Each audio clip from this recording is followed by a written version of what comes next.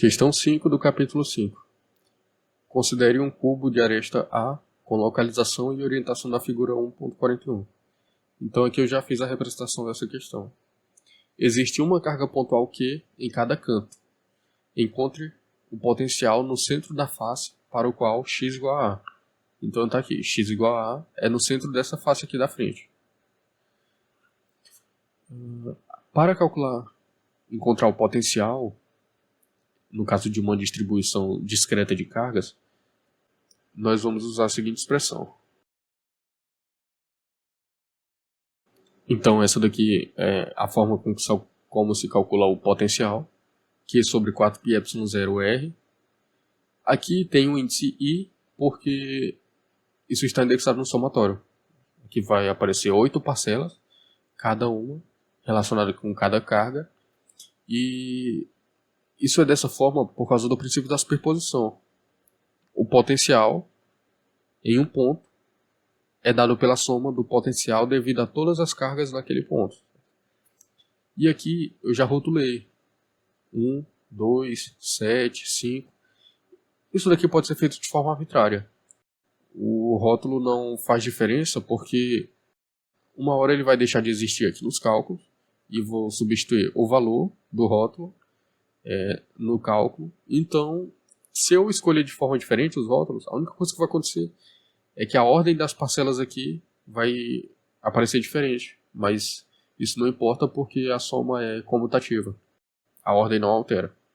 Agora, aqui tem essa linha por causa de uma convenção que o livro adota desde o capítulo 2, que começa a tratar de força elétrica. E ela é muito útil para organizar esse tipo de situação, onde já tem bastante cargas.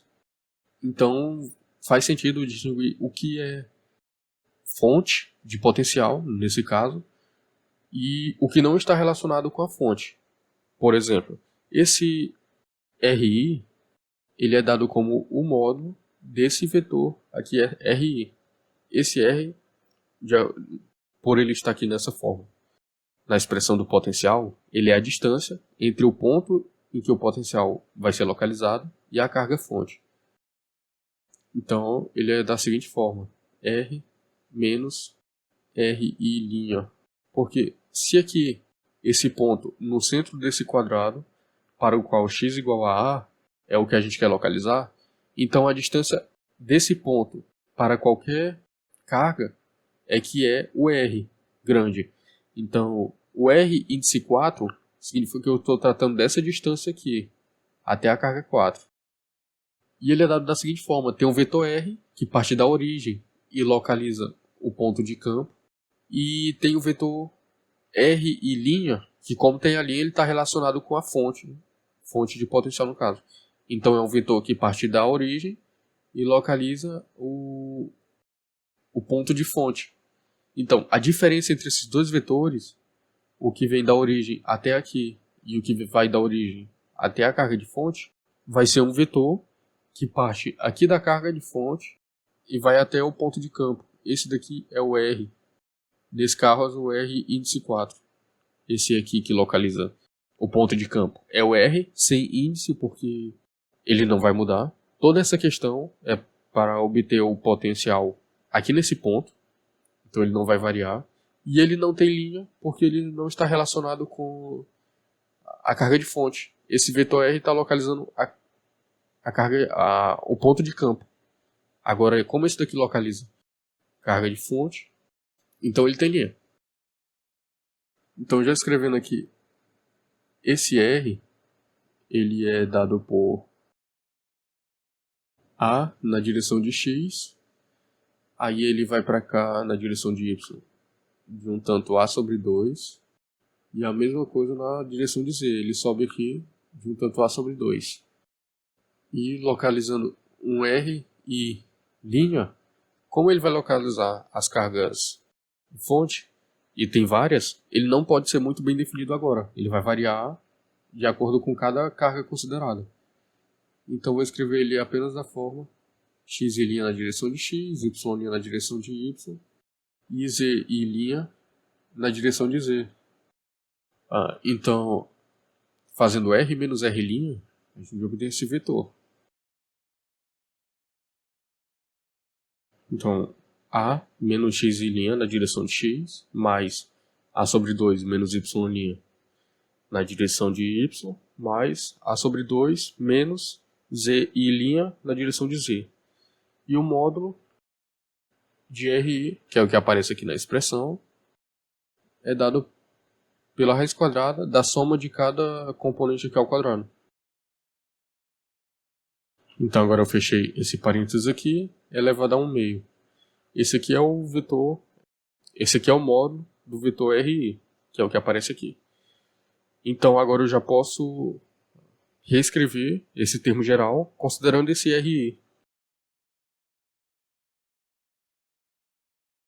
Então agora sim, eu vou expandir esse somatório em 8 parcelas.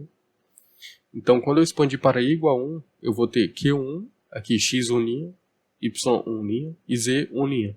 E para eu saber o que eu vou substituir aqui, eu olho aqui para a imagem e vejo como esse daqui está rotulado com i igual a 1, a localização dessa carga para i igual a 1 é A no x, 0 no y e 0 no z.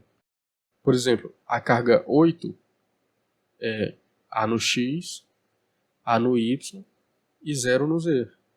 A carga 5 é 0 no x, A no y e A no z. Então, dessa forma, eu vou substituir quando eu expandir esse somatório. E o Q1, no caso, vai ser igual a Q, o Q1'. O Q8' vai ser igual a Q, o Q5' vai ser igual a Q. Nesse caso aqui é tudo igual a Q, porque é assim que a questão foi montada. Tem uma carga pontual Q em cada canto. Mas poderia ser diferente, poderia ser 2Q, menos 5Q, 10Q. Então por isso que faz sentido manter o índice aqui também. Que é só nesse caso que tem essa coincidência.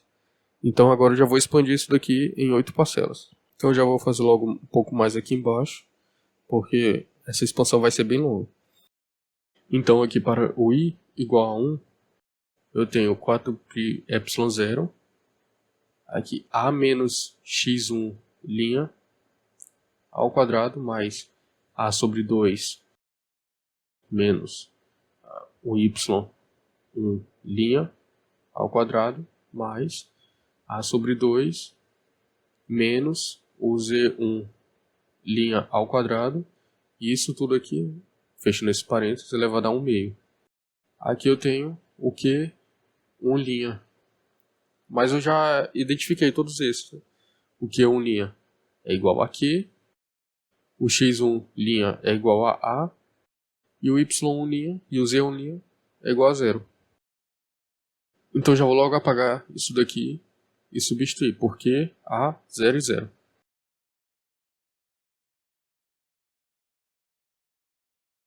Então fica assim para o i igual a 1. Mas, então aqui eu já ainda tenho mais 7 parcelas. Eu já vou escrever substituindo. Então aqui na hora que eu escrever o Q2', eu já sei que é Q, x2', eu já sei que é x igual a A, y2', eu sei que é y igual a 0, e o z2', eu sei que é z igual a A.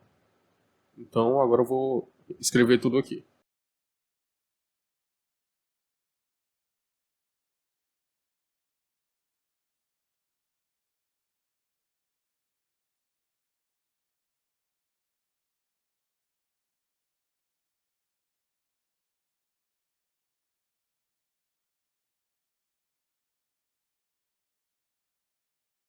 Então essa aqui é a última parcela.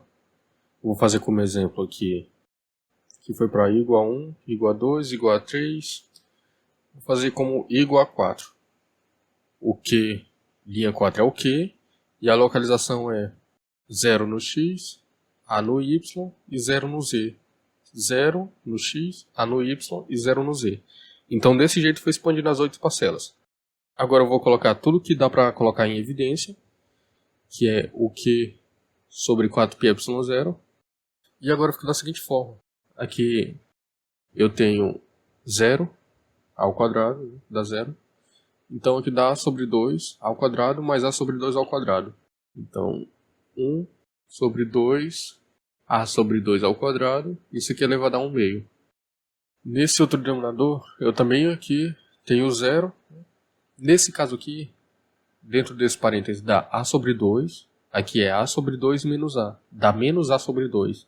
Só que menos A sobre 2 ao quadrado é igual a A sobre 2 ao quadrado, sem o sinal.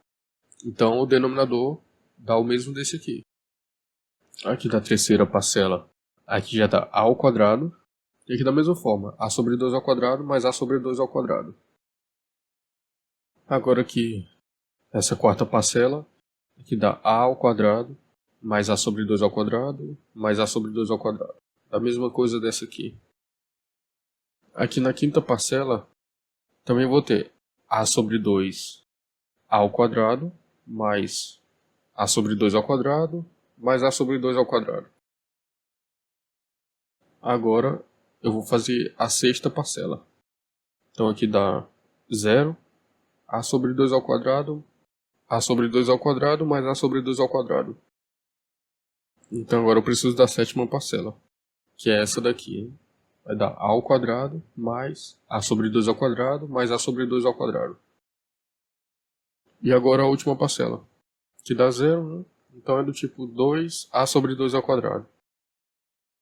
Agora eu vou fechar esse parênteses aqui, que eu coloquei em evidência, e somar o que tiver mesmo denominador. Aqui tem 1, 2, 3, 4. E eu já vou distribuir essa potência aqui. Para esse denominador tem 1, 2, 3, 4. E da mesma forma, também já vou distribuir a potência. Aqui eu não posso diretamente distribuir essa potência, então primeiro eu vou trabalhar aqui dentro. Aqui eu vou escrever 2A ao quadrado sobre 2, que é a mesma coisa de A ao quadrado, mais... Aqui na hora que eu distribuir essa potência no numerador e no denominador, eu vou ter A ao quadrado sobre 4.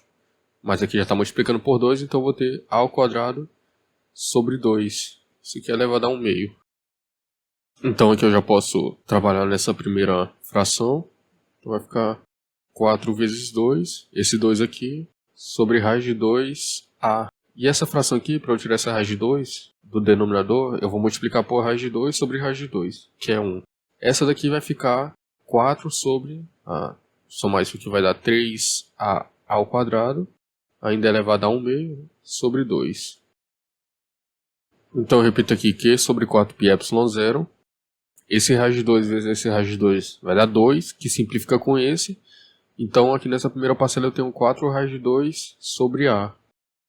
Aqui quando eu distribuir a potência, eu vou ter aqui raiz de 2 nesse denominador, que vai ficar aqui em cima. Então 4 raiz de 2 sobre raiz de 3A, que é a raiz quadrada de A ao quadrado. Então aqui eu já posso simplificar, colocar esse 4 em evidência e simplificar com esse, e também colocar o A aqui em evidência.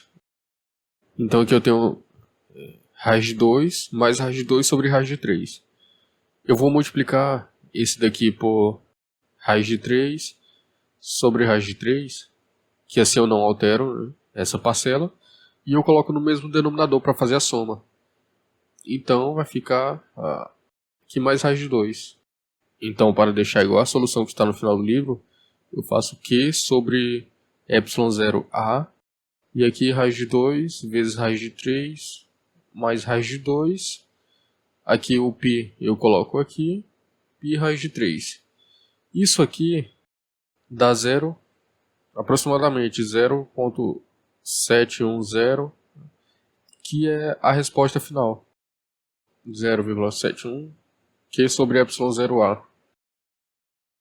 Então, como a questão era só para encontrar φ no centro da face, já foi encontrado, e assim a questão fica completamente resolvida.